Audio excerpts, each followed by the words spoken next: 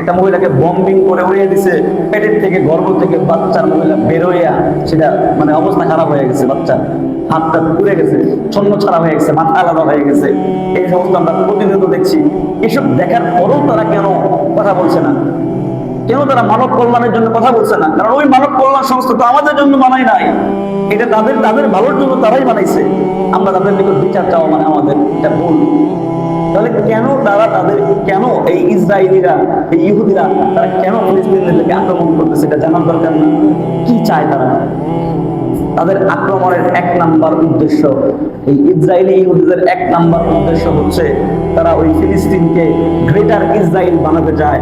অর্থাৎ তারা মনে করে যে তাদের জন্মসূত্রে, তাদের উত্তরাধিকার সূত্রে নাকি ফিলিস্তিনরা তাদের জমি, তাদের পাক পবিত্র জমি, তারা ফিলিস্তিনকে ধ্বংস করে তারা এই বাইতুল মাকদিস মুসলমানদের প্রথম ক্যাবলাকে দখল করে এখানে তারা তাদের বসতি স্থাপন করবে।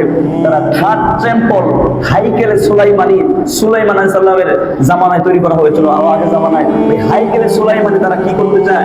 নির্মাণ করতে চায়, এই থার্ড টেম্পল নির্মাণ করতে চায় তারা।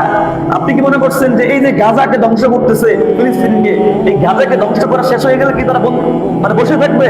মানে ফিলিস্তিন যখন শেষ হয়ে যাবে, শেষ করে দেবে, তখন কি তারা বসে থাকবে? না, তারা বসে থাকবে না। আপনি ভাইবেন না ফিলিস্তিনকে দখল করে বলে শেষ, না, তারা বসে থাকবে না। তারা কি করবে জানেন?